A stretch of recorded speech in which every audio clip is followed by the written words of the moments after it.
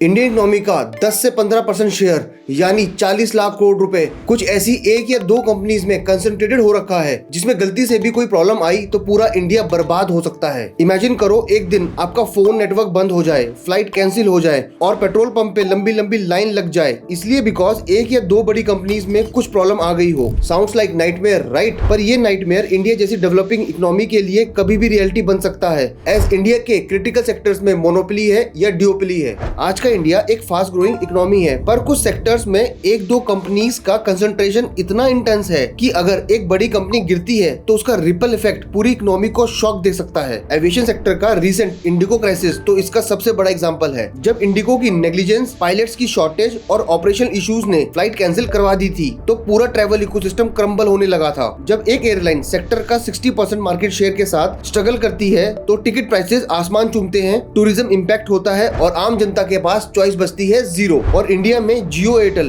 डिओपोली clearly दिखा रहा है। कोई भी सेक्टर में दो प्लेयर्स बचते हैं तो कंपटीशन कम हो जाता है और प्राइसिंग कंट्रोल उनके हाथ में आ जाता है। अगर इन दोनों कंपनीज में से कोई भी कंपनी फाइनेंशियल या टेक्निकल सेटबैक फेस करती है तो इंडिया का पूरा कम्युनिकेशन इंफ्रास्ट्रक्चर को झटका लग सकता है। साथ ही साथ ऑनलाइन शॉपिंग आज इंडिया के गाँव तक पहुँच गई है, पर यहाँ पर भी सिनेरियो डुओपोली जैसा है। ऑनलाइन शॉपिंग में फ्लिपकार्ट और अमेजोन डोमिनेट करते हैं। ये दोनों कंपनीज अपने एल्गोरिथम और डिस्काउंट के थ्रू स्मॉल सेलर्स को स्क्वीज करते हैं। अगर फ्यूचर में गवर्नमेंट की पॉलिसी चेंज होती है, इन कंपनीज पर एंटी ट्रस्ट एक्शन होता है या डाटा ब्रीच जैसी प्रॉब्लम्स इन दोनों कंपनीज के ऊपर आती है तो मिलियंस ऑफ स्मॉल रिटेलर्स जो इन ऑनलाइन मार्केट प्लेस पे डिपेंडेंट है उनका बिजनेस एकदम से कोलैप्स कर जाएगा। मतलब अगर कोई बड़े कॉर्पोरेट में कोई बड़ी प्रॉब्लम आती है इंडिया में, उसका इम्पैक्ट ग्राउंड लेवल लाइवलीहुड तक होगा। इंडिया में पेट्रोलियम और एनर्जी सेक्टर्स में कुछ ही कंपनी का डोमिनेंस है, चाहे रिलायंस इंडस्ट्रीज हो, ओएनजीसी हो या हो इंडियन ऑयल। ये कुछ ही प्लेयर इंडिया के स्ट्रेटेजिक सेक्टर्स को डोमिनेट करते हैं। वॉर की वजह से अगर क्रूड ऑयल प्राइसेस स्पाइक करते हैं